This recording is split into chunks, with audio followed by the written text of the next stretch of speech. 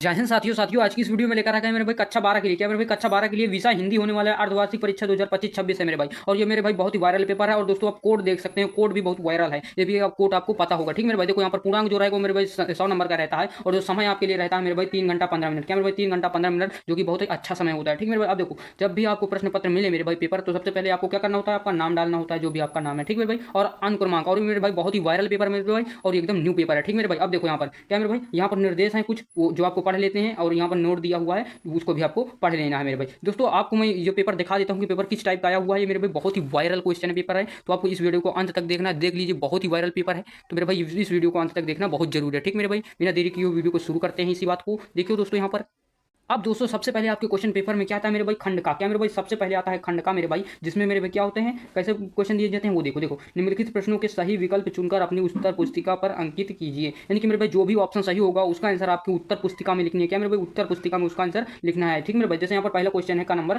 गोरा बादल की कथा के लेखक है मेरे भाई। ये मेरे भाई गोरा बादल आपसे पूछा है, तो मेरे भाई क्या है मेरे भाई, जटमल जी। ये मेरे भाई बहुत ही वायरल रचना है मेरे भाई, जटमल जी की, ठीक मेरे भाई। तो इसका ऑप्शन नंबर सी सही हो जाएगा, ठीक। अब मेरे भाई देखो यहाँ पर ख नंबर क्वेश्चन है, तो वर्ण वर्ण रत्नाकर किस भाषा में है, तो मेरे भाई ये मैथिली, बहुत ही वायरल क्वेश्चन है मेरे भाई। हर पेपर में अगली बार भी यही क्वेश्चन आया था, वर्ण रत्नाकर किस भाषा में है, तो मेरे भाई मैथिली भाषा इसका करेक्ट आंसर हो जाएगा, ऑप्शन नंबर 3, ठीक मेरे भाई। अब देखो यहाँ पर ग नंबर क्वेश्चन है, छायावाद उत्तर युग की प्रारंभ माना जाता है मेरे भाई। जो छायावादोत्तर युग है इसका प्रारंभ कब से माना जाता है, तो मेरे भाई 1936 मेरे भाई, सन 1936 ईस्वी से। ऑप्शन नंबर तीसरा सही हो जाएगा, ठीक मेरे भाई। अब देखो यहाँ पर ग नंबर क्वेश्चन है, ध्रुव स्वामी किस विधा की रचना है मेरे भाई। ये आपसे पूछा गया, ध्रुव स्वामी बहुत ही वायरल क्वेश्चन मेरे भाई रचना है मेरे भाई। ये मेरे भाई किस विधा की रचना है, तो नाटक है। तो किसने लिखा है ये भी आपसे पूछ लिया, तो मेरे भाई क्या, जयशंकर प्रसाद। कौन होंगे लेखक इसके, जयशंकर प्रसाद जी इसके लेखक है, ठीक मेरे भाई। और विधा क्या है, नाटक, ऑप्शन नंबर दूसरा सही हो जाएगा। देखो यहाँ पर 5वां नंबर क्वेश्चन है, द्विवेदी युग की प्रमुख पत्रिका क्या होती है, तो मेरे भाई इंदु इसका करेक्ट आंसर है। इसके अलावा भी मेरे भाई कई रचना है, जैसे मेरे भाई आप कह सकते हैं सरस्वती, और फिर क्या होती है, प्रभा या फिर प्रताप, इस प्रकार की रचनाएं आप कह सकते हैं मेरे भाई। ये सब हमारी हो जाएंगी द्विवेदी युग की पत्रिका है, ठीक। अब देखो यहाँ पर क्या है, क्वेश्चन नंबर 2 में का नंबर, बीसल देव रासो की रचना मेरे भाई क्या है, तो मेरे भाई बीसल देव रासो रचना है मेरे भाई। सॉरी दोस्तों, ये रचना है, किसने लिखा है ये बीसल देव रासो, तो मेरे भाई नरपति नल है मेरे भाई, इसका करेक्ट आंसर हो जाएगा, ठीक मेरे भाई। और ये वीर गीतों में लिखी गई है, क्या मेरे भाई वीर गीतों में लिखी गई है, ऑप्शन नंबर ये सही हो जाएगा। विसल देव रासो की रचना है, रासो रचना है मेरे भाई किसकी, तो नरपति नल, ठीक। अब देखो ख नंबर क्वेश्चन है यहाँ पर, निम्नलिखित में से किसी, मतलब सॉरी दोस्तों यहाँ पर है ख नंबर क्वेश्चन, निम्नलिखित में से कौन सा ग्रंथ आदिकाल का है, तो मेरे भाई ये कौन सा ग्रंथ आदिकाल का पूछ रहा है, तो मेरे भाई ग्रंथ पूछ रहा है, ग्रंथ, तो मेरे भाई ये सूरदास तो हमारे कवि हैं, तो ये मेरे भाई रचना है, ये भी नहीं होगी, आंसू भी नहीं होगा। बीसल देव रासो इसका करेक्ट आंसर होता है। अभी अभी ये क्वेश्चन आया हो मेरे भाई, बीसल देव रासो रचना है तो नरपति नल की। अब यहाँ पर क्वेश्चन आपसे पूछ लिया गया है कि आदिकाल पूछा गया है मेरे भाई, आदिकाल ग्रंथ पूछा गया आदिकाल का, तो क्या है, बीसल देव रासो, तीन ऑप्शनों में, ठीक। ठीक, यहाँ पर ग नंबर क्वेश्चन क्या है, सुमित्रा नंदन पंत को साहित्य अकादमी पुरस्कार मिला था, कब मिला था मेरे भाई, पंत जी को साहित्य अकादमी पुरस्कार किसमें मिला था, काला और बूढ़ा चांद में, इस क्या मेरे भाई साहित्य अकादमी में इनको पुरस्कार मिला था मेरे भाई। और किस सन में मिला था, बहुत ही वायरल सन है मेरे भाई, क्या 1960, 1960 में इनको मेरे भाई काला और बूढ़ा चांद रचना में इनको क्या मिला था, साहित्य अकादमी पुरस्कार मिला था। ये भी आपसे पूछ सकता है, वायरल क्वेश्चन है, ठीक। देखो यहाँ पर घ नंबर क्वेश्चन है, छायावाद युग की रचना नहीं है, ये आपसे पूछी गई है मेरे भाई। क्या मेरे भाई छायावाद युग की रचना नहीं है, ये आपसे पूछा गया है मेरे भाई। देखो आंसू जो होती है ये छायावाद युग की रचना नहीं है मेरे भाई, क्या छायावाद।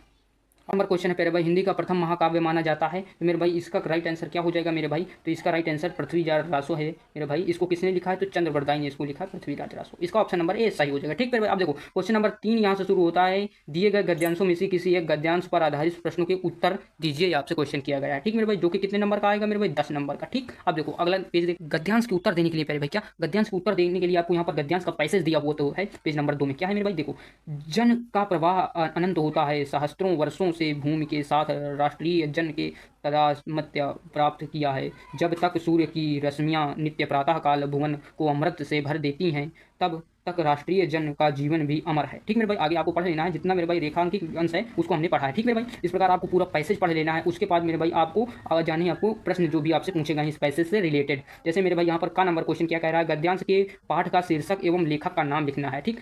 ये मेरे भाई आपको बता देना है का नंबर में, अब ख नंबर में बताना है रेखांकित अंश की व्याख्या करना है, ठीक मेरे भाई। इस जो रेखांकित अंश है इनकी व्याख्या करना है, आप लोगों को पता होगा, ठीक मेरे भाई। अब देखो यहाँ पर क्या कह रहा है, अगला नंबर क्वेश्चन, राष्ट्रीय जन का जीवन कब तक रहेगा, ये मेरे भाई इस पैसेज में बताया गया है, जिस प्रकार आप पढ़ेंगे तभी आपको ये पता चलेगा, ठीक मेरे भाई। अब 4 नंबर क्वेश्चन में जन का प्रवाह किस तरह होता है, ये पैसेज पढ़ने के बाद आपको सारे आंसर के उत्तर मिल जाएंगे, ठीक मेरे भाई। अब यहाँ पर अगला नंबर क्वेश्चन है, सूर्य की रश्मियों का प्रभाव पड़ता है ये भी आपको बताना है, ठीक मेरे भाई। अगर इस गद्यांश से प्यारे भाई अगर ये वाला पैसेज आपको नहीं आ रहा है तो आप अथवा में भी कर सकते हैं मेरे भाई, जो कि आपको ये वाला पैसेज दिया गया है, ठीक, इसको भी आप कर सकते हैं। इसी में भी 5 क्वेश्चन दिए गए हैं, जिस प्रकार इस पैसेज में थे उसी प्रकार इस पैसेज में भी आपको 5 क्वेश्चन दिए गए हैं, ठीक। इनको सॉल्व करते ही आपको मिल जाता है मेरे भाई क्वेश्चन नंबर 4, जो कि हमारे आता है पद्यांश से, ठीक, काव्य से आता है। यहाँ पर क्या है क्वेश्चन नंबर 4, पद्यांश पर आधारित निम्नलिखित प्रश्नों के उत्तर देना है, जिसके लिए मेरे भाई ये भी क्वेश्चन नंबर कितने अंक का होने वाला है मेरे भाई, 10 नंबर का होने वाला है। देखो यहाँ पर क्या है, कोई प्यारा कुसुम कुम्हाला गे में जो पड़ा हो, तो प्यारे के चरण पर ला डाल देना उसी को, यो देना ये पवन बतला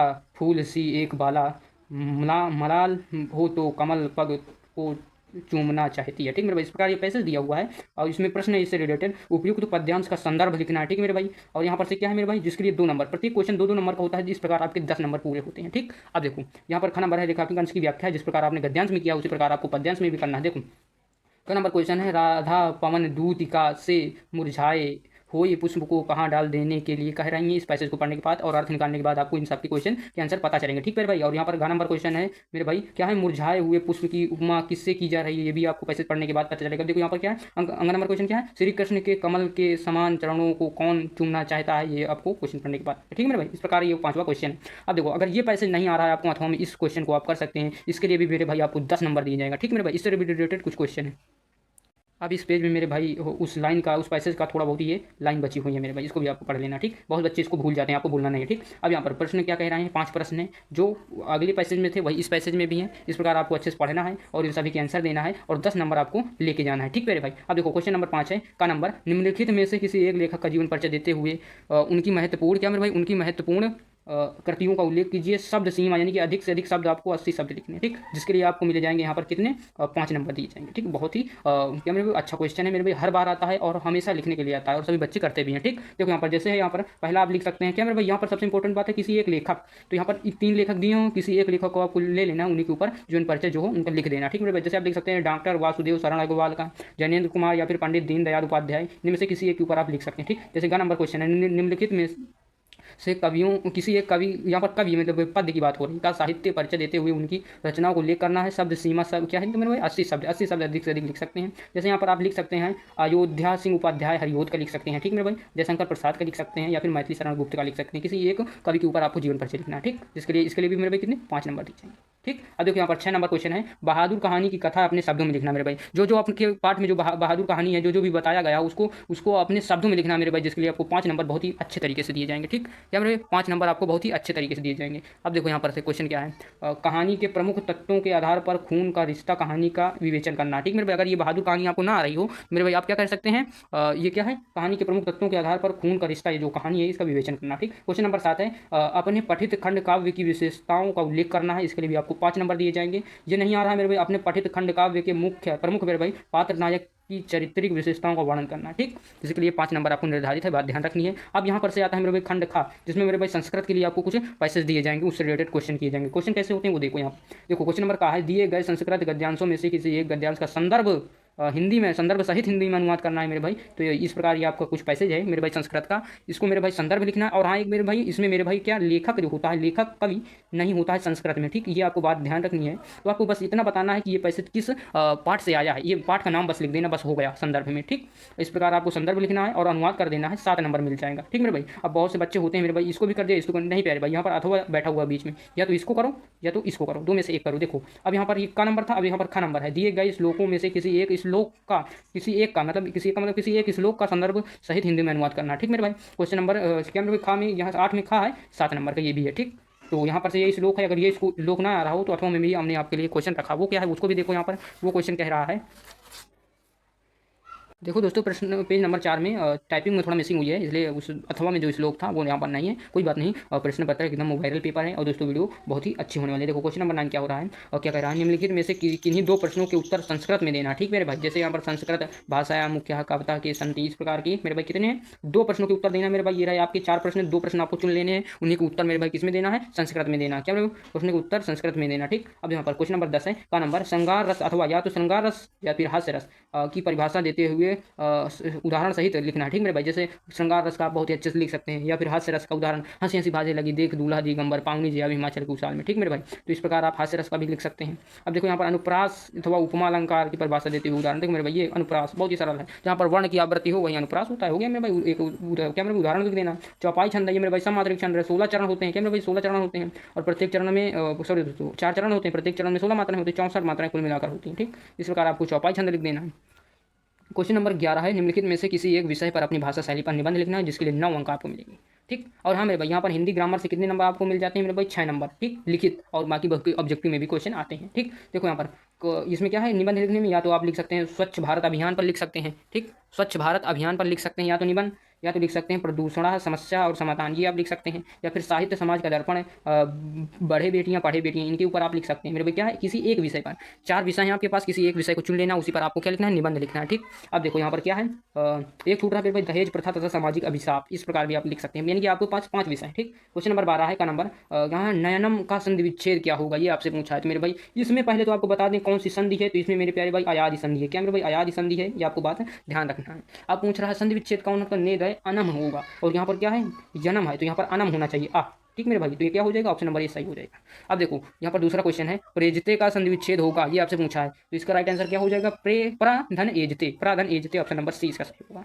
अब देखो यहाँ पर क्वेश्चन नंबर तीसरा क्या है, हरिम धन वंदे का संधि विच्छेद क्या होगा, तो मेरे भाई इसका राइट आंसर हो जाएगा हरिधन वंदे। अब मेरे भाई देखो यहाँ पर ये छोटी री है, तो यहाँ पर छोटी री ही होगी, और वंदे है तो यहाँ पर ना हो जाएगा वरिधन वंदेम, यानी कि ऑप्शन नंबर सी हो जाएगा, ठीक। अब यहाँ पर खा नंबर पहला क्वेश्चन है, उपगंगम में समास है, उपगंगम में आपसे समास पूछ रहा है, तो मेरे भाई यहाँ पर होता है, यहाँ पर से इसका राइट आंसर हो जाएगा उपगंगम पूछ रहा है, तो मेरे भाई इसमें अव्ययी भाव समास होता है, यहाँ पर गंगा के समीप के बारे में बात हो रही है, ठीक मेरे भाई। इसका यहाँ पर अव्ययी भाव समास ऑप्शन नंबर सी सही हो जाएगा, गंगा के समीप इसका मतलब है, ठीक। आपने नीलोत्पलम में समास है, आपसे पूछा है मेरे भाई, तो ये मेरे भाई कर्मधारय समास है, और यहाँ पर इसका संधि विच्छेद हो जाएगा नीलम धन उत्पलम, ठीक। और यहाँ पर कौन सा समास है, कर्मधारय समास, ऑप्शन नंबर बी। 13 नंबर क्वेश्चन में का नंबर में है का, ये पहला सवाल।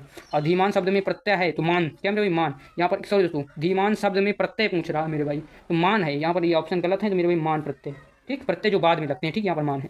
अब यहाँ पर महाधन त्वम में प्रत्यय है त्वम, क्या मेरे भाई यहाँ पर क्या है, महाधन त्वम, महाधन त्वम इसका प्रत्यय हो जाएगा यहाँ पर से, ठीक। यहाँ पर त्वम प्रत्यय है, ऑप्शन नंबर सी सही होगा, ठीक। अब यहाँ पर ख नंबर का पहला है, ग्राम अनिक सानदी वाहत वाक्य में ग्रामा में विभक्ति है, ये आपसे पूछा गया है, इसको इसका आंसर आपको कमेंट में देना है। देखो यहाँ पर, अब यहाँ पर क्वेश्चन नंबर 2 है, नमः के योग में विभक्ति है, ये आपसे पूछा है, विभक्ति पूछी है, तो मेरे भाई यहाँ पर चतुर्थी विभक्ति हो जाएगी, ठीक मेरे भाई, ऑप्शन नंबर ए। और इस नमा का मतलब क्या है, नमस्कार। अब देखो क्वेश्चन नंबर 14 क्या है, प्रधानाचार्य को आर्थिक सहायता के लिए प्रार्थना पत्र लिखना 8 अंक के लिए मिलेगा, और ये नहीं आ रहा तो में भी ये क्वेश्चन दिया गया है, किसी महाविद्यालय में कनिष्ठ विलिप के पद पर नियुक्त हेतु विद्यालय प्रबंधक के नाम पर एक आवेदन पत्र लिखना है, ठीक मेरे भाई। इस प्रकार आपका प्रश्न पत्र होता है समाप्त। वीडियो को अच्छी लगी हो तो वीडियो को लाइक एंड सब्सक्राइब जरूर करें। जय हिंद, मिलते हैं नेक्स्ट वीडियो।